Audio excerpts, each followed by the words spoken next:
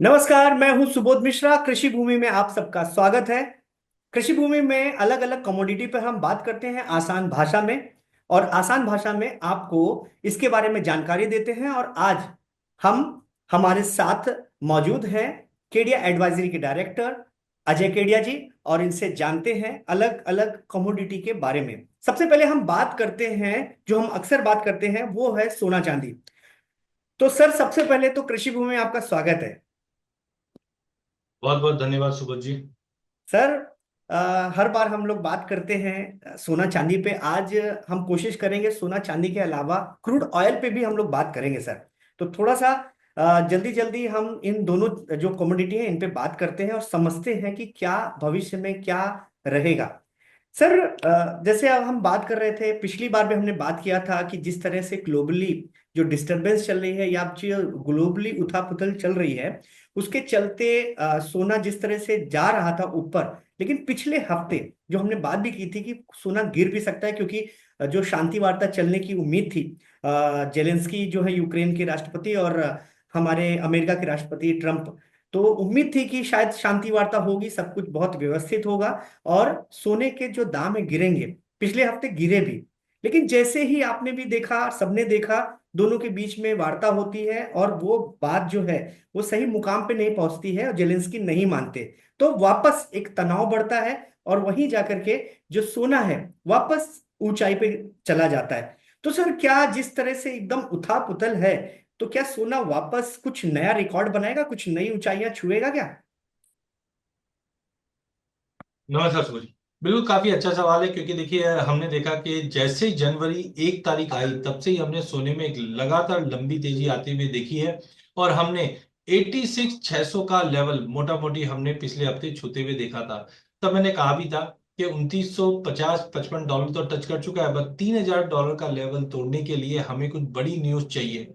तो पिछले एक 10-12 दिन से कोई ऐसी बड़ी न्यूज नहीं होने की वजह से हमने पिछले हफ्ते देखा इंटरनेशनल में 2956 का लेवल छूने के बाद प्राइजेस में एक अच्छा खासा गिरावट आया, और नीचे में 2830 डॉलर तक का लेवल हमने इंटरनेशनल में आते हुए देखा। जबकि डोमेस्टिक मार्केट में भी हमने 86,500 से मार्केट में गिरावट लिया, और नीचे में करीबन 84,000 तक का भी लो लगा दिया था। लेकिन सोमवार आते आते ही हमने देखा कि जो पीस टॉक थी या बैठक थी, यहाँ पे पूरा यूरोप, यूएस और यूक्रेन बटा हुआ दिखाई दिया। जहां पे हमने देखा कि डोनाल्ड ट्रंप ने स्ट्रेट फॉरवर्ड बिजनेस लिहाजे में बता दिया कि मैंने जो सपोर्ट अब तक दिए हैं, यूएस ने जो सपोर्ट दिए हैं, उसके लिए आपको 400 450 बिलियन के हमको मिनरल्स आप दे दीजिए, और आगे युद्ध नहीं करना है। लेकिन जेलेंस्की ने प्रपोजल अवॉइड किया, या हम बोल सकते माना नहीं है। उसके चलते अब हम देख रहे हैं कि यूएस ने आज मॉर्निंग में ही, इनफैक्ट कल रात को ही उन्होंने अपडेट डाल दिया था कि हम कोई फर्दर वॉर में सपोर्ट या एड नहीं करेंगे। जिसके चलते अब डर ये लग रहा है, क्या ये रशिया की जो एक्टिविटी और ज्यादा शार्प बढ़ जाएगी। और उसी को देखते हुए जो पिछले हफ्ते की 2% की गिरावट सोने में थी, आज गायब होते हुए दिखी, और इस वक्त हम वापस 86 के ऊपर आ गए हैं। तो आई थिंक मुझे लगता है अगले 2-3 दिनों के अंदर या ये हफ्ते के अंदर ये जियोपॉलिटिकल टेंशन किस तरफ जाता है ये इंपॉर्टेंट है। क्या रशिया हमला करके ये युद्ध को विराम करने पे लगा है, या जैसे हम पहले चल रहे थे वैसे ही चले, क्योंकि यूरोप डायरेक्ट रशिया के सामने नहीं आएगा। अब देखना होगा आगे क्या सिनेरियो। बट हाँ, जब भी ऐसी अनसर्टेनिटी होती है तो सोने को तो सपोर्ट मिलता ही है। हाँ, मेरी उम्मीद ये थी कि ये हफ्ते में ईसीबी का रेट कट भी है जो सोने को सपोर्ट करेगा। तो तेजी तो लग रही थी, बट ये तेजी ऐसी नहीं लग रही थी कि 86 के ऊपर फिर से आ जाएगा। तो हाँ, जियोपॉलिटिकल टेंशन अगर गहराता है तो हम डेफिनेटली नया हाई भी वापस लगते हुए देख पाएंगे। अदरवाइज मार्केट जो पिछला हाई है, जब तक उसका लेवल ब्रीच नहीं करता है तो थोड़ा बहुत कंसोलिडेट कर सकता है। तो जी। अच्छा सर, ये बात तो हो गई सोने की, लेकिन अगर हम दूसरी बात करें, क्योंकि एक और बड़ा महत्वपूर्ण जो एक कमोडिटी है, वो है क्रूड ऑयल, कच्चा तेल। इसको लेकर, क्योंकि जियो पॉलिटिकल जिस तरह से चल रहे हैं, सिनेरियो चल रहा है, उस पे बहुत बड़ा असर गिरा है। अगर हम बात करें कच्चे तेल की, तो इतनी अनसर्टेनिटी जो है वो जो दिखी है, उसमें जो अपना कच्चा तेल है वो $70 जो प्रति बैरल है, उसके भी नीचे जाने की तैयारी कर रहा है। वहीं अगर हम एमसीएक्स पे बात करें तो वहां पर भी करीब 6,000 के नीचे चला गया है। ओपेक्स प्लस जो है, हम जिसकी बात करें, वो भी अपना प्रोडक्शन बढ़ा सकता है, ऐसी खबरें हैं। तो क्या लगता है, कच्चा तेल और गिरेगा जो स्थिति चल रही है? देखिए 2025 की अगर बात करें तो मुझे लगता है 2024 में जो सप्लाई कंसर्न था वो एक मेजर कारण बना हुआ था, जिसकी वजह से हमने कच्चे तेल में बड़ी तेजी देखी। बट बिल्कुल ओपेक अब कोविड के बाद पहली बार ऐसा कंसिस्टेंटली बोल रहे हैं कि हम हमारे प्रोडक्शन बढ़ाएंगे, क्योंकि ओपेक के मेंबर्स के बीच में ही हम देखें तो अनसर्टेनिटी जैसी बना हुआ है माहौल।